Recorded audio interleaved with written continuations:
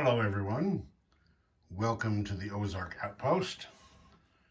For the last couple of days, I'm sure as about everybody else has been doing, I've been reading through the version 4 rules that have been put out for public inspection and comment. And I have to say the design team, in my opinion, has done an outstanding job. One of my biggest complaints about version 3, and I have talked to other guys that have voiced a similar opinion, was that the version 3 rulebook just is not user friendly. It's not properly organized or laid out.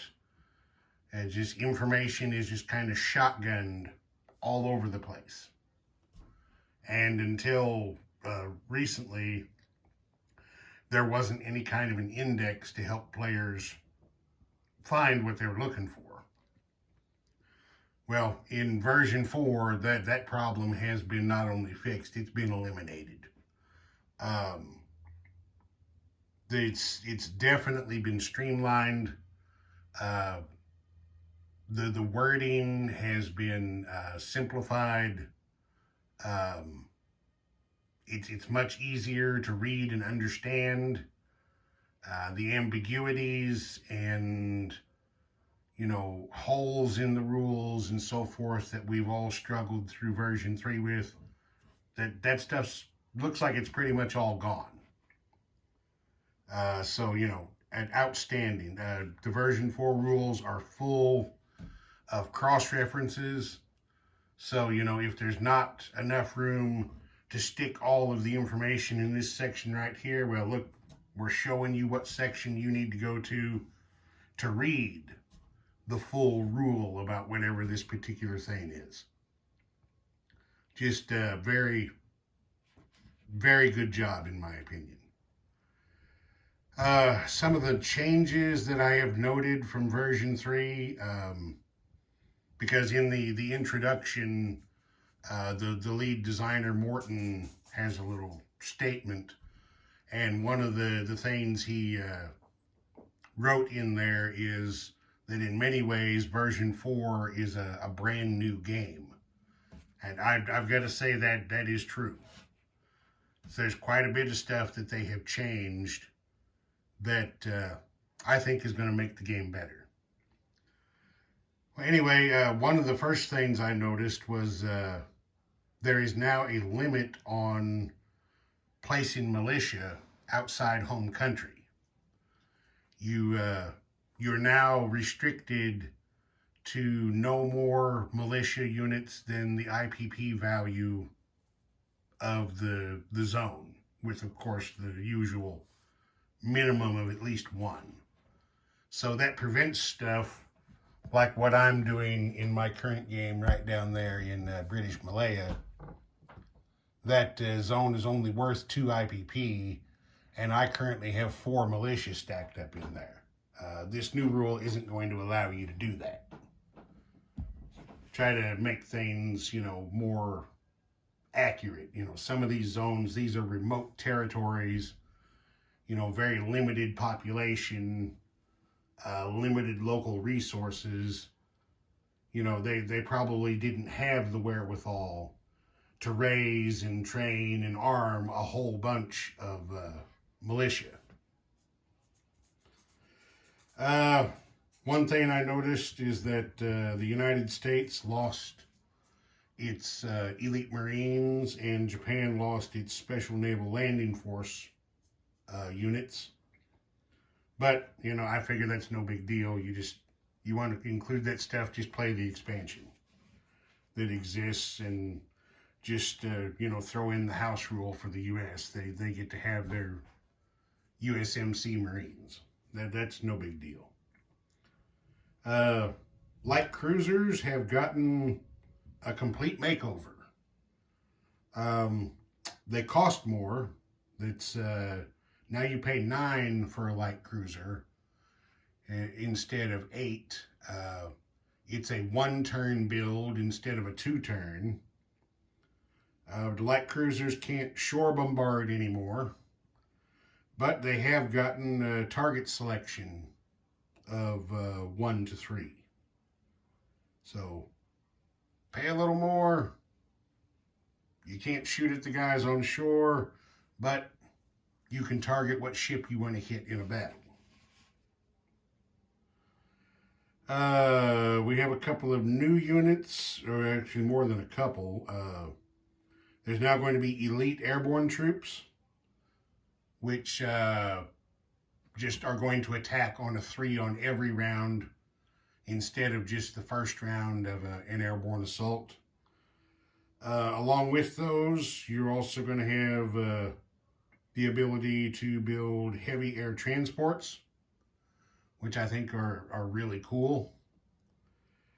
You can haul 2 airborne at one time for an airborne assault, or in non-combat movement, you can haul 1 infantry class or 1 artillery or AA gun. You know, fly some reinforcements into a remote location. The Soviets are going to have a new tank available, the T-34. That's going to be a medium tank with target selection of 1. And it's actually going to be just a bit cheaper than a regular medium tank. The Germans are going to have their own special tank, the Tiger 1, which is going to be a beefed up heavy tank. It's going to have the same attack and defense as a heavy tank, but it will have target selection on 1 to 3, whereas a heavy armor is target selection on 1. Battle cruisers have gotten a makeover. You can now designate a battle cruiser as a raider. And what this is going to do is it's going to let the battle cruiser go out and operate on its own solo, but have the opportunity to be able to slip away if enemy ships come to attack it, or to slip through if it wants to pass through a zone occupied by enemy ships, so that they can prowl around and try to do some convoy raiding. Again, historically very accurate. That's pretty much what battle cruisers were designed for, was to go out and be lone hunters, whether they were looking for merchant ships or if they were looking for enemy ships. As the saying at the time was, the battle cruiser has the firepower of a battleship at the speed of a destroyer. You know, you make something like that, that's, in my opinion, kind of, you know, purpose built to go out in harm's way and seek combat with the enemy. So these new rules, I think, are going to provide them some better opportunities to do that. One thing I noticed on the national reference sheets was that fast battleships have been removed. Not a big deal to me. I never built any. None of the guys that I've played with ever built any. As a matter of fact, I don't think I've ever seen a video of anybody's who built any fast battleships.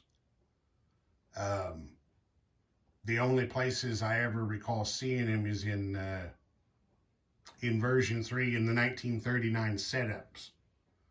There are some fast battleships, but other than that, I mean, they've become a non-entity, so removing them from the game was probably a good thing. Simplify things a little bit. Of course, now, when I repainted my set, I made sure everybody had fast battleships available just in case. So now I guess I'll have to take those pieces and repaint them again and just make them regular battleships, or maybe a couple of extra heavies for ones who might need them.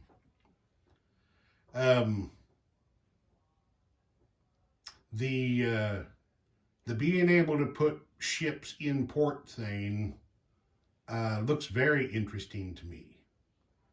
I'm seeing this as a way to be able to safeguard transports, for instance, without having to tie down warships to guard them from submarine attack.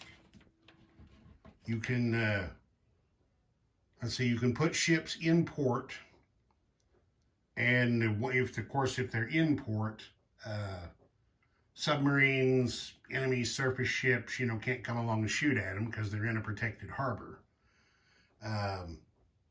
Air units can attack them, and the ships themselves are sitting there bearing the brunt of the attack and, have a 0 for defense. But the attacking air can only go for 1 round, so they get 1 shot and that's it. If they miss, they're done. And of course, the port has inherent anti-aircraft batteries that do get to shoot at the attacking planes. So, yeah, I like I said, especially for having a place to shelter transports, I think this is going to be good. It's especially for like the British and the Japanese probably. This is going to free up some naval units to be able to go do other things.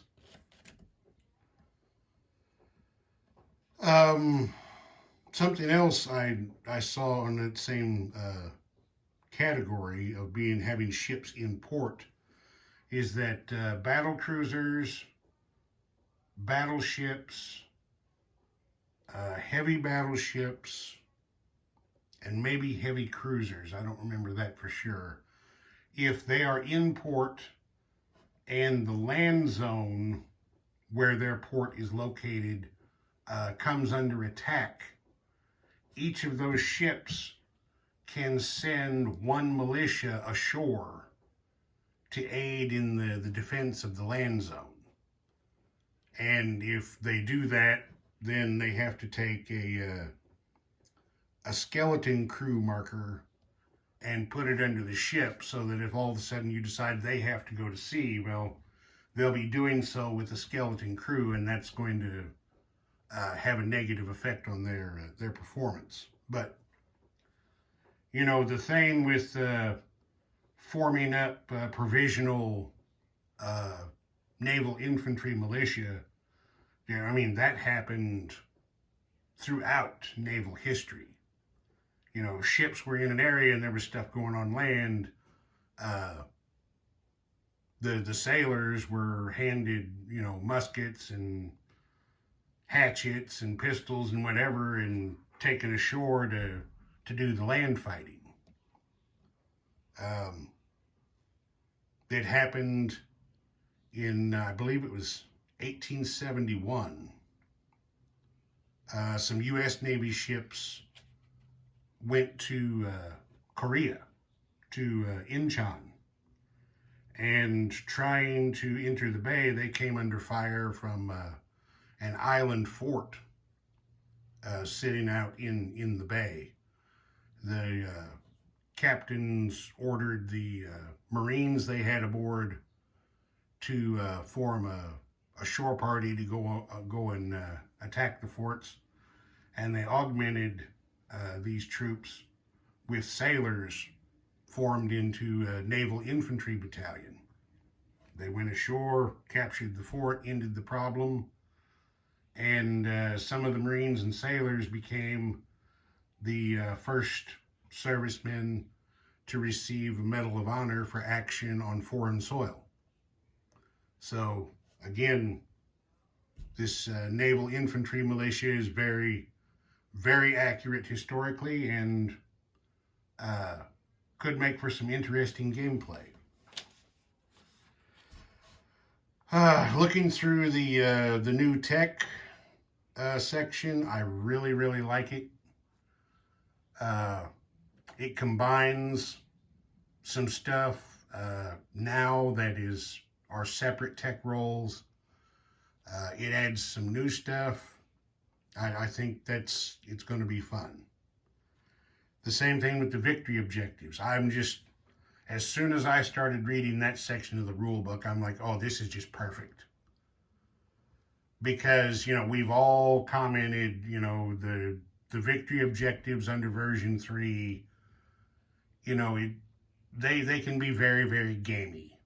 I mean, I've even heard a guy comment on his channel that, he never pays any attention to the victory objectives until the last few turns of the game because it's not necessary to worry about it before then. So the new victory objectives, I think, are not only more realistic, they're also dual purpose. If you, do this thing, you get a point to go in your tally at the end for scoring to determine the winner. But you also, I think in just about all of them, you also get some unit or facility or some modifier that is of very definite benefit to you in the game right now. In a couple of cases, I believe there are victory objective bonuses that the United States and Great Britain get from the very first turn of the game. So I think this is going to make the game better. Because, it's not going to be, well, I'll just think about this toward the end. It's going to be, if I'm not, pursuing my victory objectives every turn as we go along, I'm losing out. I'm missing out on these bonuses. I'm missing out on, free units. In a lot of cases is what you end up with. So I'm really, really excited about the new victory objectives. And to go along with that, the variable ending of the game is no longer optional. It is now how the game is going to end, which I think is a good move because, again, it takes the gaminess out. You can't say, well, I'm just going to play over here, and then, oh, it's getting toward the end, so I got to move units here and move units there to get my victory objectives. You're probably not going to be able to do that because you're not going to know what turn the game is going to end on. It could end July 44. You could play into 47 or even 48 possibly. Maybe even longer depending on how the die rolls. So that fixes another problem that I had with version 3, and I know a lot of other people have voiced negative opinions about it, is the game just either abruptly ending because you've reached a historical date that has nothing to do with the game you're playing, or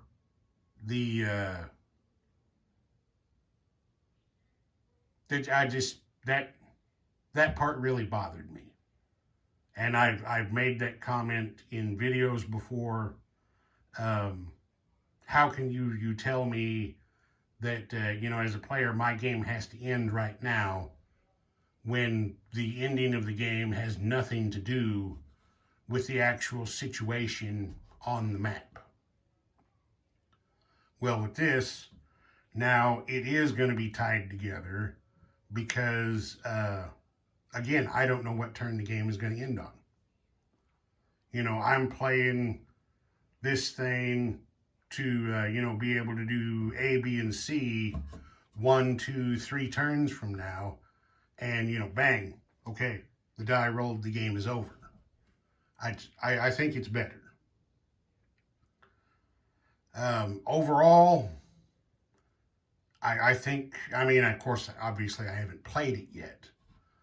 But, having played version 3 and comparing the new rules to what we're playing under right now,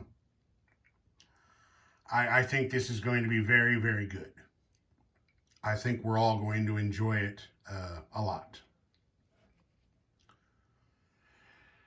And one other thing real quick, not related to version 4 specifically, but just a general channel update.